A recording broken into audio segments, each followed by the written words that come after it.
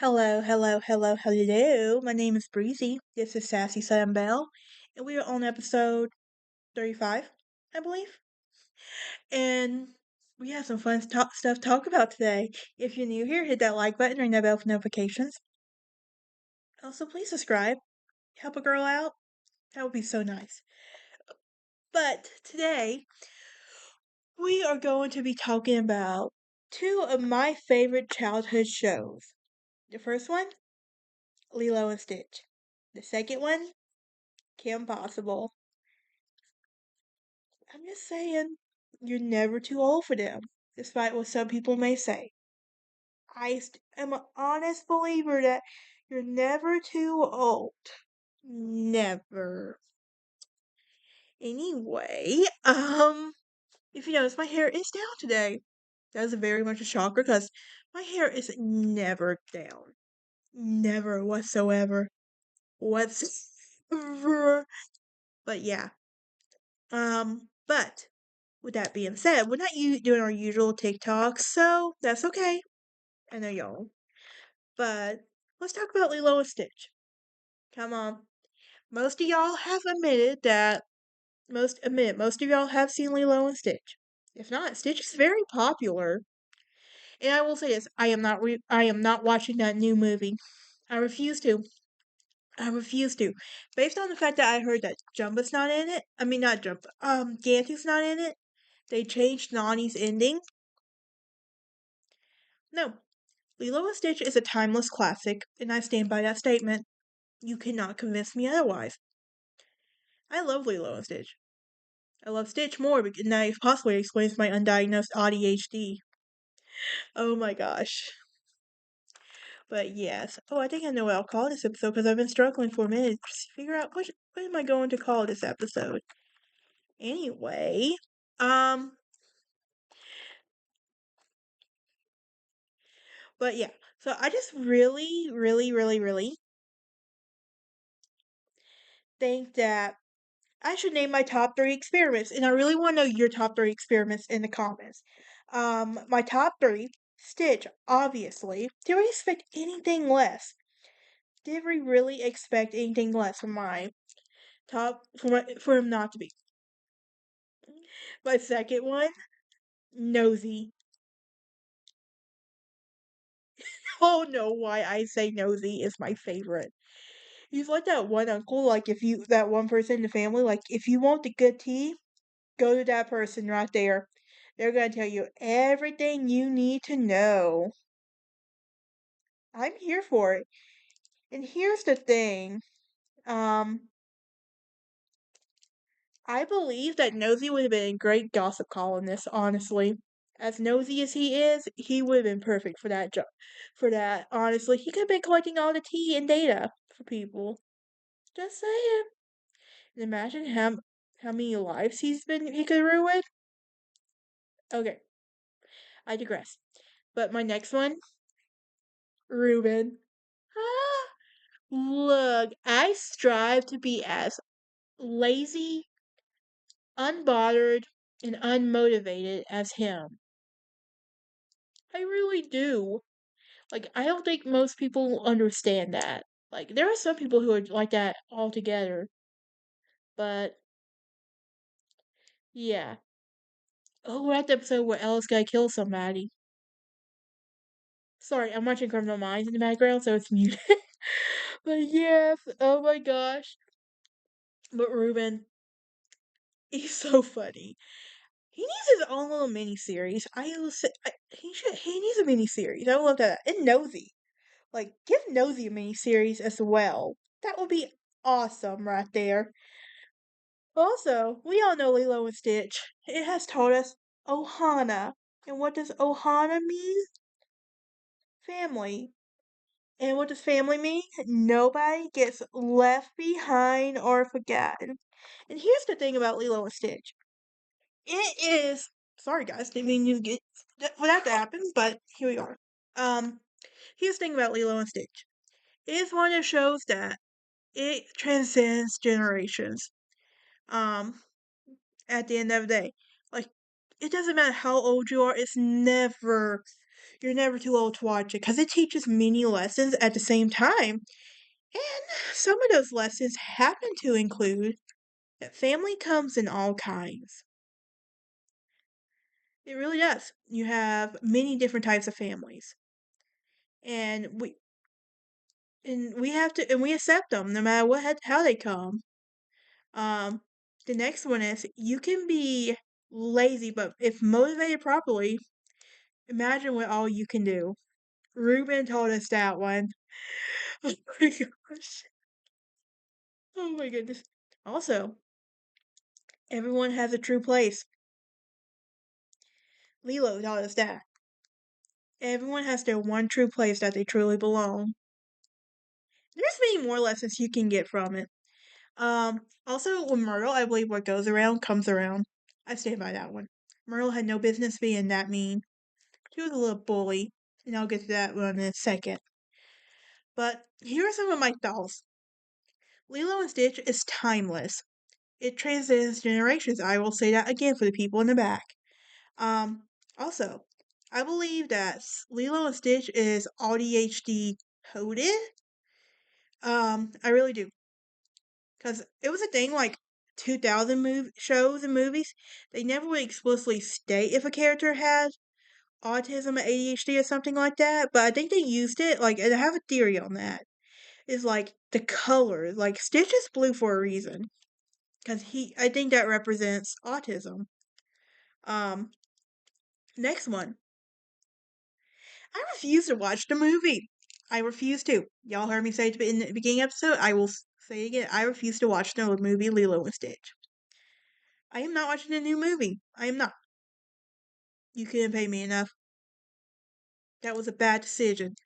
Why didn't we include Gontu? He was an integral part, and Ruben matched it.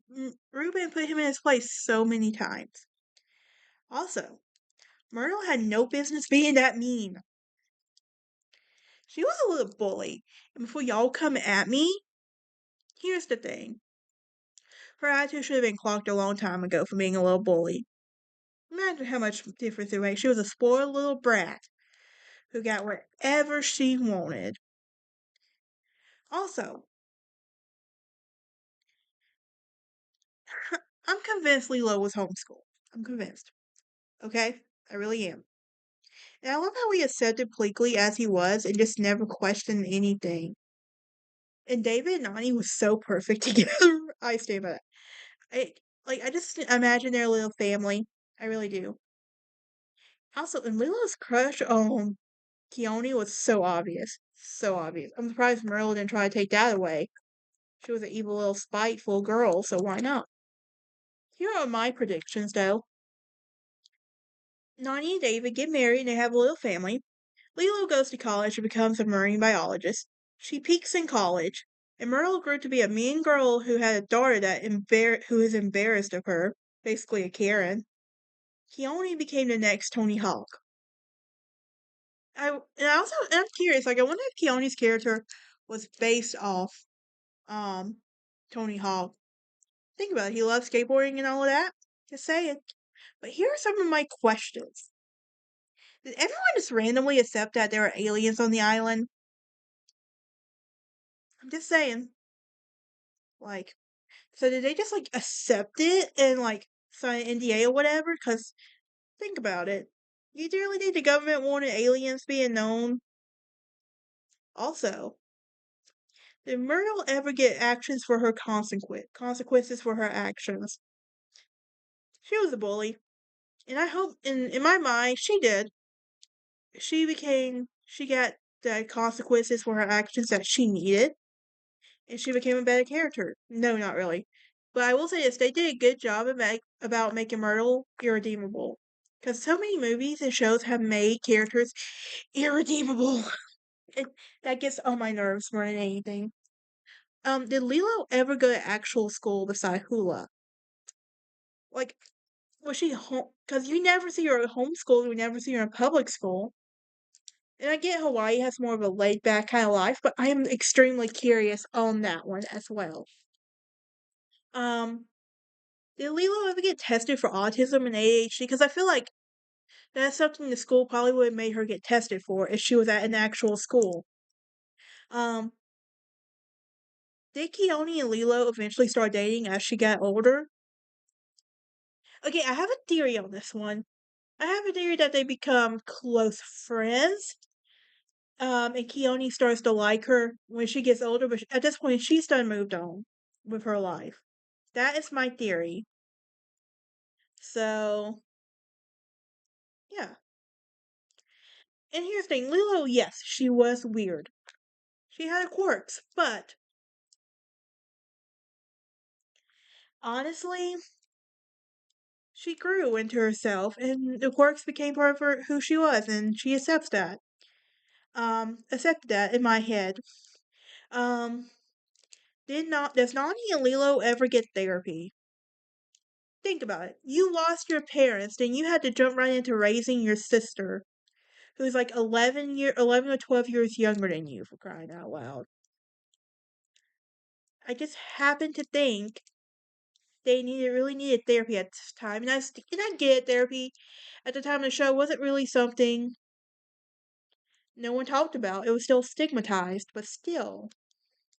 Also, is Stitch blue because he represents autism? Y'all think I'm crazy when I'm asking these questions, but as a kid, you don't think about these questions when you're watching it.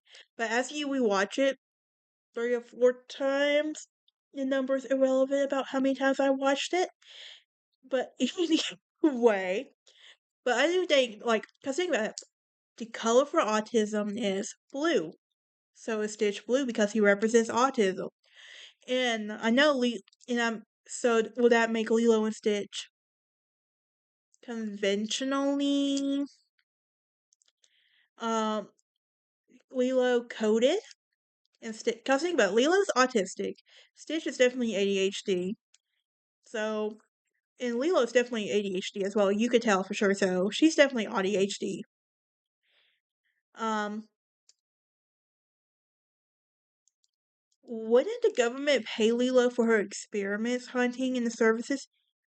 Even though, because you got to think about the alien government that they were working with, and then the actual U.S. government should be paying them, right? They wouldn't be struggling financially, but still. Did anyone ever believe that Gontu was the Samoan cousin? I don't think so. I wouldn't have believed it by no means. I'm just saying. I would not have believed that one at all. But yeah. Also, let's move on to a show that I personally loved. Also, as a kid, you're probably thinking, what other show did she possibly like as a kid? Look, I was a Disney kid growing up. So before you come at me, I'm just saying, think about it. I grew up on shows like The American Dragon, Kim Possible, That's So Raven, all that. Like I said, ultimate Disney kid. I know that makes me extremely unique. Anyway, here's some dolls. A lot of these I don't have wrote down because this is gonna be fun. But she was an overachiever, and Ron did not deserve her. And I think Ron knew he did not deserve her. I think Wade was a tech genius, honestly, for his time. Think about it. I also believe that you'll see my predictions here in a moment, but he will grow up to start his own tech company or something like that. Also, Monique was a good friend to Kim. I stand by that. And I still say Bonnie, I would have punched her in the face a long time ago. Just say, just say, Bonnie, she deserved the karma she got at the end of the day. I do respect though that they did not make her redeemable. I do respect that. See, early Disney shows knew how to make irredeemable villains. And that is something we don't see anymore. Um, as well. But Kim's parents were way too nonchalant about their daughter being a teenage spy and all that. But I'm just saying, you would think the government would be paying Kim. We'll get to that in a moment. But here's some questions I have. Did nobody could question how she was able to manage everything and time wise and how she had all these connections, I would be like, so wait. She does this and this, but she also does this, but she also knows this person and that person? Okay. How does she not have any money? Like, did she not get. I know she was like, did she have a shopping problem? Like, did her parents control her money until she was 18 or what? Like, because she was rich by conventional standards. So I'm just curious. Um, did Kim keep her last name or take Ron's name if they got married? Okay, I believe that Kim kept her last name. Hear me out when I say that. I think being the woman that Kim is, I think she kept her last name because it was also her trademark name. Like, legally, she probably did change it for papers and stuff, but like, her brand was Kim Possible. Like, she can do anything. I am just saying. Also, how did Kim meet Wade? Like, I'm just curious. How did Kim meet Wade? Was it like on a random social media site? Was she like, did he find her or whatnot? Hey, is that actual thought? Don't tell me you haven't done that before. Okay, what happened to Bonnie? Okay, we all know she was having to do summer school, but I think she probably went to community college. I think she flunked out in her first semester because she was still the girl who peaked in high school. I think she ultimately married a QB boyfriend. And she settled. I really do, and I think she did have a character growth and development, but I don't think it was much, and people still hate her for that reason. She also probably divorced. That's what I'm thinking. But anyway, why are so many of the crimes taking place in Japan?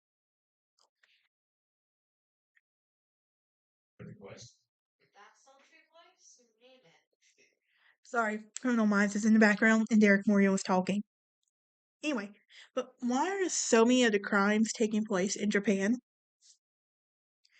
I mean, I wonder if that was just because the company that did it was a Japanese base show.